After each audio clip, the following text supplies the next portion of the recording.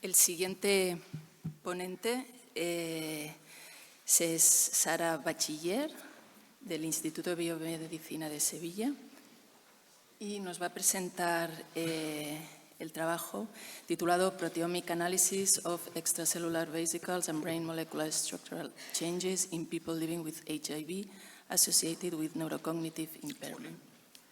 Pues empezamos bien. Buenas tardes. Muchas gracias al comité por elegir nuestro trabajo para ser presentado como póster oral en esta sesión. El objetivo principal de este trabajo se basa en la caracterización, pretende elucidar el papel de las vesículas extracelulares asociadas al deterioro neurocognitivo y la neuroinflamación en personas que viven con VIH. Como objetivo primero nos planteamos analizar el perfil proteómico de estas vesículas asociado al deterioro neurocognitivo en personas con VIH y como segundo objetivo nos planteamos evaluar si la infección por VIH podría inducir cambios moleculares en la estructura de las proteínas en cerebro. Pues bien, en este estudio incluimos personas con VIH mayores de 50 años que al menos llevaban 2 años en tratamiento antirretroviral, es decir, presentaban carga viral indetectable y además también es importante destacar que tenían una mediana, unos niveles de CD4 en torno a 500. Estas personas realizan el test de alteración de la memoria que ha sido previamente validado para discriminar entre el deterioro cognitivo temprano y la enfermedad de Alzheimer. En este test se evalúan 5 dominios diferentes de la memoria. La adquisición, la memoria temporal espacial, la memoria semántica, la memoria libre y la memoria por pistas. En función de la puntuación que obtienen, los estratificamos en con y sin problemas de memoria. Para responder al primer objetivo de nuestro estudio, a estas personas se les realiza una extracción de sangre y del plasma aislamos las vesículas extracelulares. En colaboración con la doctora Ana Rull realizamos cromatografía y espectrometría de masas de estas vesículas y esto nos permitirá ver el perfil proteómico de estas vesículas. En cuanto al objetivo 2, partiendo de una cohorte histórica de cerebros del biobanco del Hospital Universitario Virgen del Rocío, en Sevilla, realizamos microscopía estructural a través de la técnica Optical Photothermal Infrared, la cual se basa en el análisis, es una técnica que no necesita ningún tipo de marcaje, sino que se basa en el análisis de las vibraciones que realizan las proteínas en sus enlaces cuando son expuestas a una radiación infrarroja. Esto nos da este tipo de espectro de aquí, abajo, nos da este tipo de espectro donde cada pico se va a corresponder a un tipo de estructura, tanto de proteínas como de lípidos, etc. En este trabajo nosotros nos vamos a centrar en las proteínas que presentan estructuras en hojas beta, las cuales han sido definidas como proteínas potencialmente patológicas.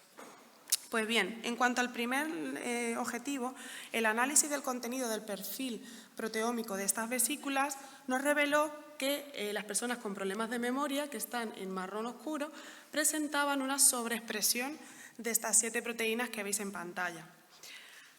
El análisis de la interacción proteína-proteína nos reveló 3 vías fundamentales. La primera, relacionada con las vesículas extracelulares, lo cual es algo positivo, lo estamos haciendo bien, son vesículas. Además también las vías relacionadas con inflamación y con la homeostasis de metales pesados. Un análisis más en profundidad de esa vía de inflamación nos revela que existe aparece en esta interacción la alfa-2 glicoproteína que ha sido relacionada, ha sido encontrada en vesículas extracelulares de personas con Alzheimer. Además también vemos S100A8, está aquí, la cual es muy importante en los procesos de autofagia que tienen lugar en la microglía. Y por último también vemos SERPINF2, que es una proteína que ha sido recientemente descrita como fundamental para que se produzcan los depósitos en la cascada del beta amiloide. En cuanto a las proteínas relacionadas con la segunda vía, aquella que tenía que ver con los metales de transición, y la homeostasis del hierro, vemos cómo aparece sobreexpresada SOD1, ceruloplasmina y S100A8. Ambas, como os digo, relacionadas con los procesos de autofagia y que se relacionan también con la neurodegeneración. En cuanto al segundo objetivo, aquel que pretendía elucidar si existían cambios en la estructura de estas proteínas, en colaboración con la doctora Oksana Clementieva de la Universidad de Lund, realizamos, como he mencionado antes, la Optical Photothermal Infrared Microscopy, y si nos vamos al rango comprendido para las proteínas que están en hojas beta, vemos, en primer lugar, en el análisis de componentes principales de ese rango, observamos cómo existe una distribución diferencial de los no VIH en azul y los VIH en rojo. Un análisis más en detalle, en este mapa de calor se muestran las diferencias entre ambos grupos en cuanto al total de proteínas, las proteínas en estructuras beta, las proteínas en estructuras betas antiparalelas y proteínas en estructuras betas desordenadas. Aunque no vemos diferencias en los niveles en el total de proteínas con estructuras en hojas beta, sí existen más proteínas que presentan plegamientos desordenados en hojas beta y en estructuras antiparalelas.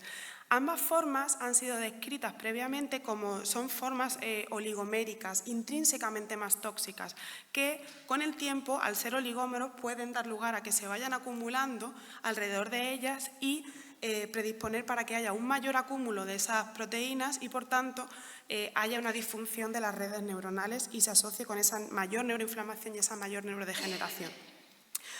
Por tanto, en este trabajo concluimos que a nivel de vesículas extracelulares encontramos una sobreexpresión de proteínas relacionadas con la neuroinflamación, así como con la homeostasis del hierro y la ferroptosis en personas que presentan problemas de memoria. Mientras que en los cerebros de los VIH encontramos un perfil más oligomérico de estructuras beta, que, como ya he mencionado, se relaciona con una mayor forma tóxica de esas proteínas. Por supuesto, agradecer a los participantes, a todos los laboratorios implicados y a las entidades financiadoras de este trabajo. Muchas gracias a todos.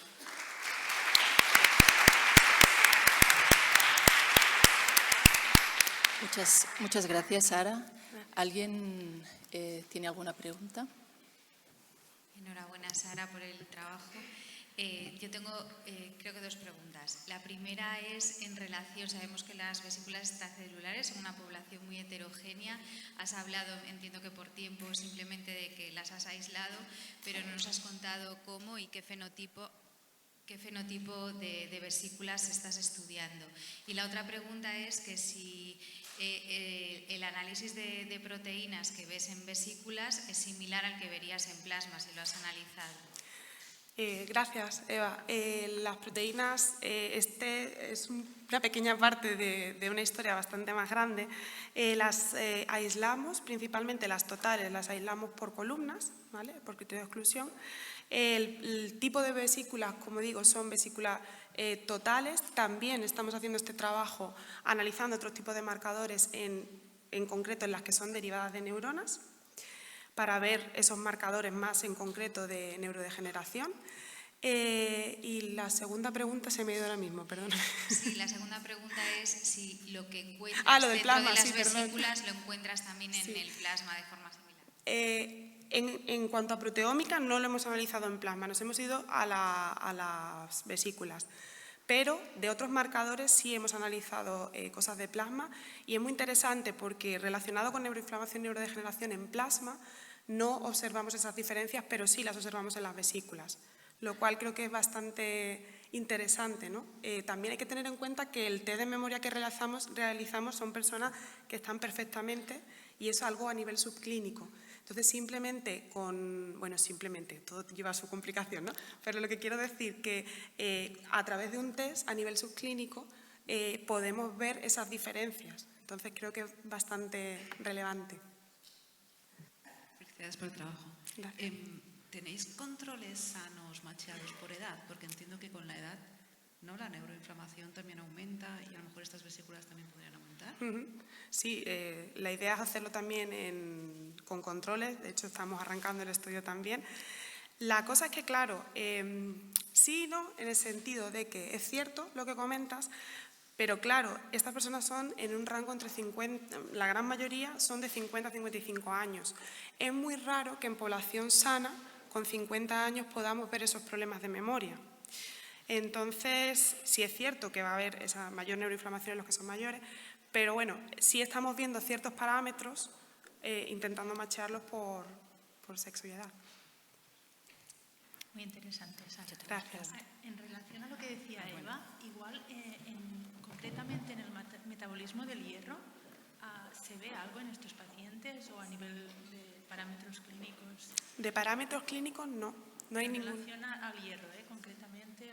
Que yo haya visto, no, la verdad. De hecho, vamos, estos resultados son, sois los primeros, llevan como un mes en el laboratorio, como quien dice, desde que mandamos el abstract. Y en realidad nos ha sorprendido mucho porque los procesos de ferroptosis en los últimos meses, años, se están viendo mucho en las enfermedades neurodegenerativas. Se le está dando mucha importancia a nivel de la autofagia, la neurodegeneración. Entonces nos sorprende mucho que esto lo podamos encontrar también en esas vesículas, ¿no? Bueno, yo tengo una pregunta, no sé si me oyes. Es relacionada con lo que te ha dicho María José. Todos los pacientes que habéis estudiado están suprimidos de terapia y carga viral indetectable y tal. No sé si tendréis acceso a ese tipo de pacientes, pero ¿qué crees tú que verías en pacientes que tuvieran pues viremia y que no estuvieran controlados y con CD4 más bajos? Pues probablemente muchísimas más alteraciones que las que pero del mismo tipo, se supone. Bueno, Difícil saber. Me imagino que sería más relacionado con una mayor inflamación, marcadores inflamatorios, que bueno, no lo he mostrado en este trabajo porque lo he mostrado anteriormente, pero me imagino que probablemente pues marcadores de inflamación estarían mucho más alterados y bueno, no sabría ahora mismo la verdad, pero vamos, seguramente esté todo muchísimo más alterado, claro. Vale, muchas gracias.